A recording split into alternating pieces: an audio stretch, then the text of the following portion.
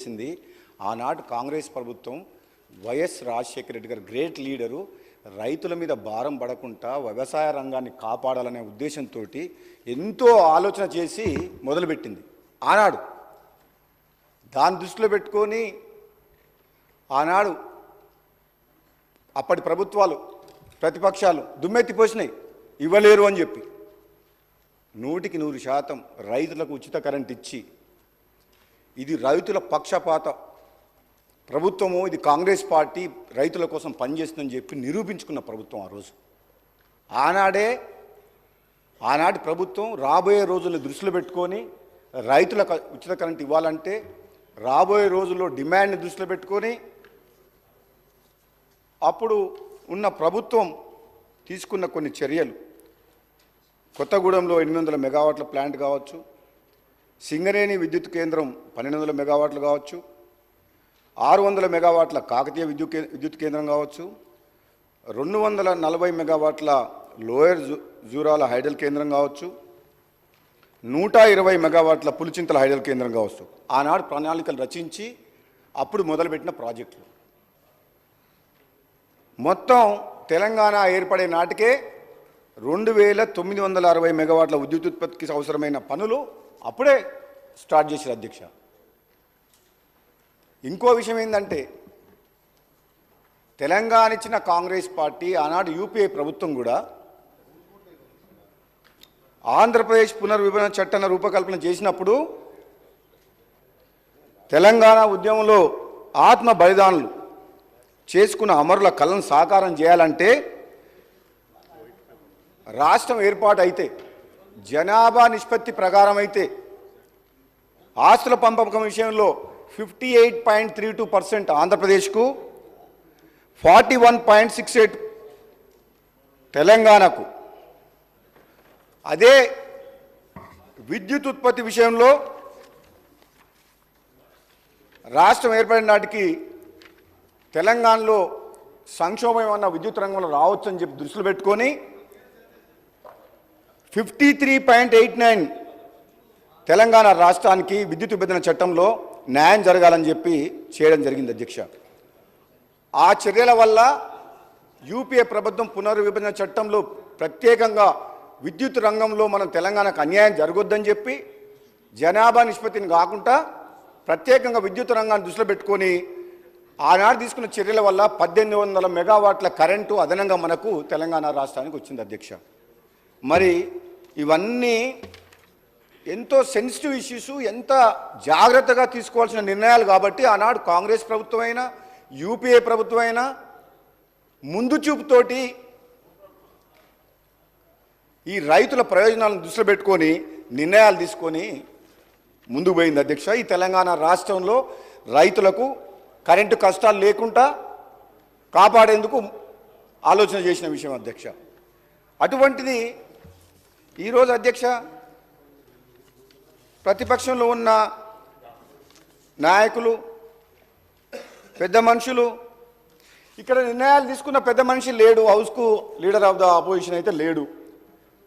ముఖ్యమంత్రిగా నిర్ణయాలు తీసుకొని ఒక ఇంపార్టెంట్ సబ్జెక్ట్ మీద చర్చ నడిచినప్పుడు కనీసం లీడర్ ఆఫ్ ద ఆపోజిషన్ హౌస్లో ఉంటే ఆయన తీసుకున్న నిర్ణయం వల్ల జరిగిన నిర్వాహకం ఏ విధంగా జరిగింది, ప్రజలకు, వినియోగదారులకు, విద్యుత్ సంస్థలకు ఏ విధంగా నష్టం జరిగింది, ఈ నష్టాల ఊబిలోకి ఎందుకు నెట్టబయటపడ్డాయి ఈ విద్యుత్ సంస్థలు అనే విషయము మేము కొంచెం చెప్పుకునే అవకాశం, ఆయన వినే అవకాశం ఉండేది అధ్యక్ష.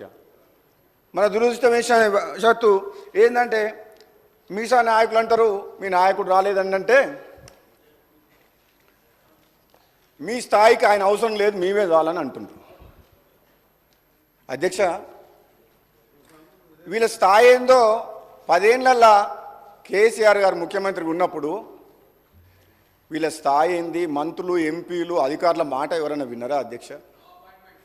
నో అపాయింట్మెంట్, ఒంటెద్దుపోకడా, నిజం ఉన్నట్టు అట్లా కాదు ఇట్లా అని చెప్పే అవకాశం వీళ్ళకి ఎవరికైనా ఇచ్చిండా అధ్యక్ష? ఆయన అంత దమ్ము ధైర్యం వీళ్ళకు లేదు, ఆయన వినేవాడు కూడా కాదు.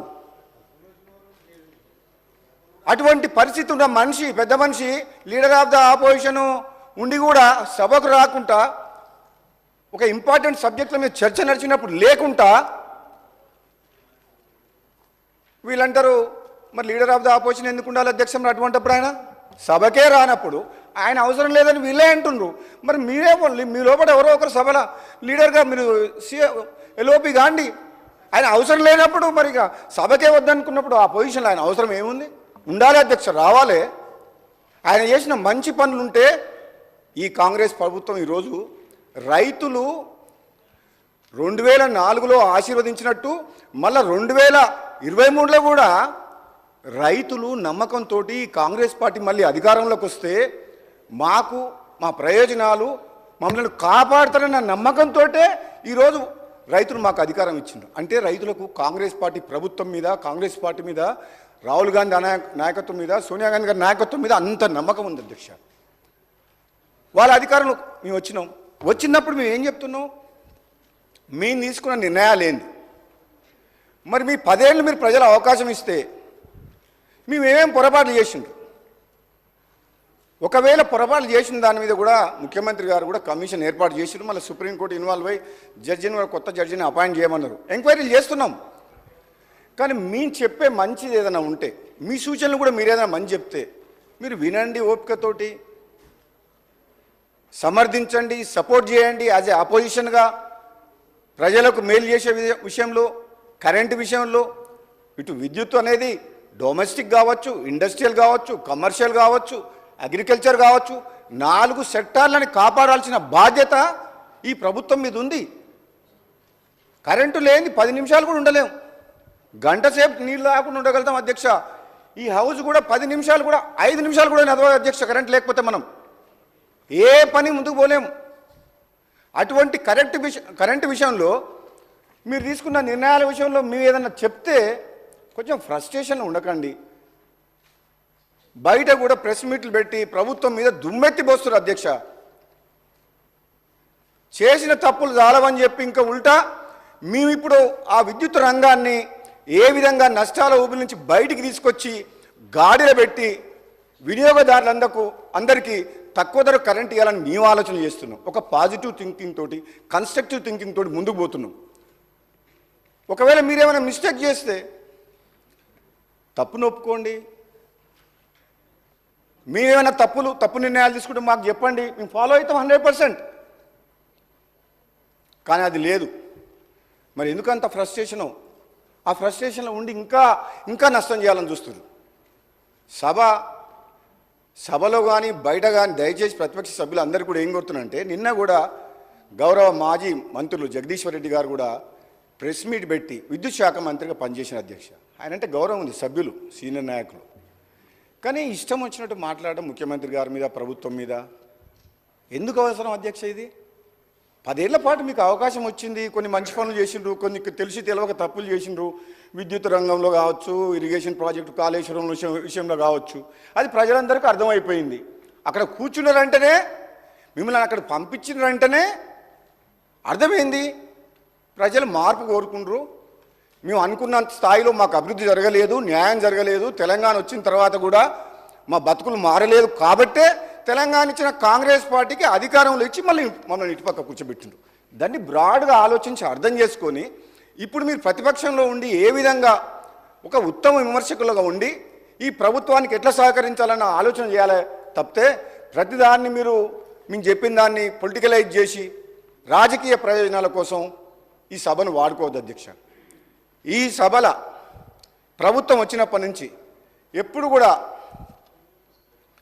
ఉపన్యాసాలు ఇచ్చి ఆచరణకు అమలుకు సాధ్యం కాని మాటలు కూడా చెప్పడం ఇంతవరకు మేము చేయలేదు.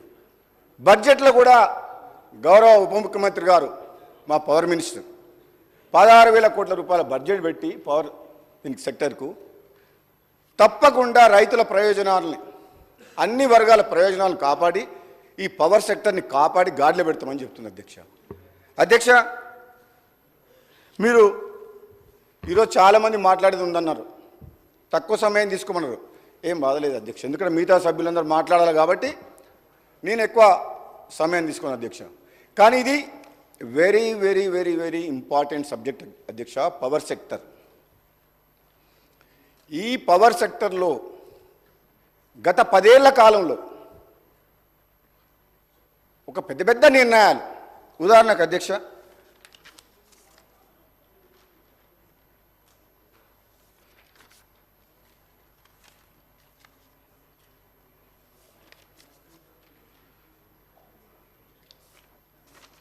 భద్రాద్రి పవర్ ప్లాంట్ విషయంలో అధ్యక్ష, వీళ్ళు భద్రాద్రి పవర్ ప్లాంట్ స్టార్ట్ చేసిండ్రు. మేము ఇంతకుముందుకు చెప్పినట్టు 2960 మెగావాట్ల ప్లాంట్లు తెలంగాణ వచ్చే నాటికి ప్రాసెస్లో ఉన్నాయి, ప్రోగ్రెస్లో ఉన్నాయి, కంప్లీట్ అయినాయి. అది మేము చేసినాం అని చెప్పుకుంటున్నాం. పర్వాలేదు, చెప్పుకొని ఏం కాదు, మంచి పని చేసినాం. మేము స్టార్ట్ చేసిన పనులు, మేము ఇల్లు కట్టిన తర్వాత సున్నం వేసి మేమే ఇల్లు కట్టినాం, ఎయిర్పోర్ట్ మేమే కట్టినాం, ఔటర్ రింగ్ రోడ్ మేమే చేసినాం, అన్ని మేమే చేసినాం, పవర్ ప్లాంట్ మేమే కట్టినాం అని చెప్తుండ్రు. మీ మొదలుపెట్టి 90% కంప్లీట్ అయిన కల్వకుర్తి ప్రాజెక్టు, కొన్ని ఇరిగేషన్ ప్రాజెక్టులు కూడా మేము చేసినామని మా అకౌంట్లు. పర్వాలేదు, మాకు దాని విషయంలో కూడా మేము డిస్ప్యూట్ చేయదలుచుకోలే. మా ప్రభుత్వంలో మొదలుపెట్టి దాదాపు పూర్తిగా వచ్చిన ప్రాజెక్టులు, పవర్ ప్రాజెక్టులు, ఆ ప్రాజెక్టులు అన్నీ కలిపి మీరు వేసుకొని చేస్తే మంచిదే, రాష్ట్రానికి మేలు జరిగింది కాబట్టి మేము దాంట్లో డిస్ప్యూట్ చేస్తున్నాం. కానీ మీరు వచ్చిన తర్వాత మొదలుపెట్టిన పవర్ ప్లాంట్లు, ముఖ్యంగా పవర్ సబ్జెక్టులో భద్రాద్రి పవర్ ప్లాంట్ అధ్యక్ష స్టార్ట్ చేసే సమయానికే, ఆ ప్లాంట్ కన్స్ట్రక్షన్ స్టార్ట్ అయ్యే సమయానికే సూపర్ క్రిటికల్ టెక్నాలజీ అవైలబుల్ ఉంది మార్కెట్లో. దాని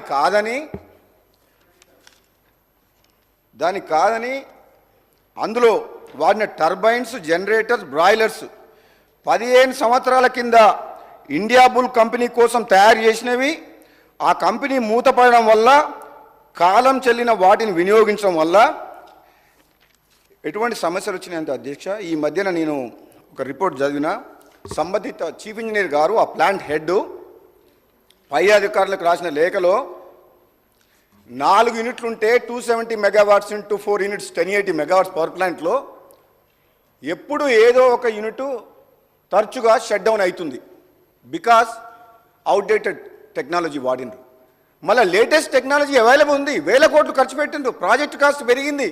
అయినా కానీ ఈరోజు అది ఎట్లంటే, ఇప్పుడు 2 సంవత్సరాల కింద స్టార్ట్ అయిన ప్లాంట్ అది.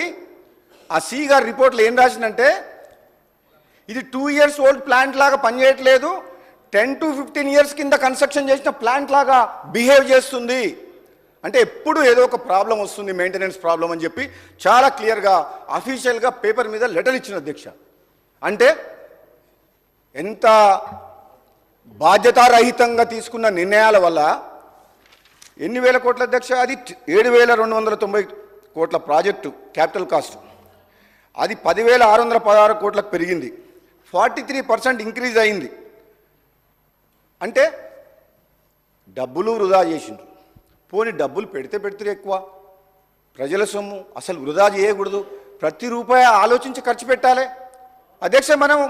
మన సొంత కుటుంబం అయితే మనకున్న బడ్జెట్లో మన ఫ్యామిలీని ప్రతి పైసా ఆలోచించి ఏ విధంగా ముందు పోతాం అధ్యక్ష. ఈ తెలంగాణ రాష్ట్ర ముఖ్యమంత్రి, ఆనాటి ప్రభుత్వము ఈ ప్రజాసొమ్ముని కష్టపడి 1000 మంది యువకులు ఆత్మ బలిదానం చేసుకున్న తెలంగాణలో ఎంత బాధ్యతారహితంగా నిర్ణయాలు తీసుకోవాలి అధ్యక్ష. ఈ రాష్ట్ర ప్రయోజనాల కోసం ప్రతి పైసా కాపాడాల్సిన ప్రభుత్వ సొమ్ముతోటి విచ్చలవిడిగా నామినేషన్ బేసిస్లో వర్కులు ఇచ్చింది బిహెచ్ఎల్కు, ఇచ్చేసి ఎక్కువ రేట్లకు, అది ప్రభుత్వ సంస్థ అంటారు. తద్వారా బిహెచ్ఎల్ ద్వారా వాళ్ళ మనుషులకు, వాళ్ళు అనుకున్న మనుషులకు ఎక్కువ రేట్లకు సబ్ కాంట్రాక్ట్లు ఇచ్చింది. బిహెచ్ఎల్ వర్క్ కాక బ్యాలెన్స్ వర్క్స్ని జెన్కో ద్వారా కూడా ట్రాన్స్పరెంట్, పారదర్శకత లేకుండా, టెండర్ సిస్టమ్ ప్రాసెస్ ఫాలో కాకుండా ఇష్టమున్న వ్యక్తులకు ఇష్టమున్న రేట్లకు ఇచ్చేసి అడ్డగోలుగా వ్యవహారం చేసింది అధ్యక్ష. మరి మాట్లాడొద్దనంటే మేము మంచి పనులు చేయాలని ఉన్నాం, ముందుకు పోవాలని ఉన్నాం కన్స్ట్రక్టివ్ థింకింగ్ తోటి. మేము ఇటువంటి పోయే ప్రక్రియలో భాగంగా గత ప్రభుత్వం చేసిన నిర్వాహకాన్ని కూడా ఎక్కడెక్కడ మిస్టేక్ జరిగినాయి, ఎందుకు జరిగినాయి, హ్యూమన్ ఎర్రర్ ఎక్కడ, కావాలని స్వార్థపూరిత రాజకీయాల కోసమో, స్వార్థం కోసమో, సెల్ఫిష్ ఇంట్రెస్ట్ల కోసం చేసిన తప్పుల్ని ఈ తెలంగాణ సమాజానికి, ప్రజలకు మీ ద్వారా తెలియజేయాల్సిన అవసరం మాకుంది అధ్యక్ష. మేము ఎన్ని బాధలు పడుతున్నామో, ఈరోజు ఈ రాష్ట్రం అధికారంలోకి వచ్చిన తర్వాత కిరీటం వచ్చిందని చెప్పి మేము సంతోషపడతలేము అధ్యక్ష.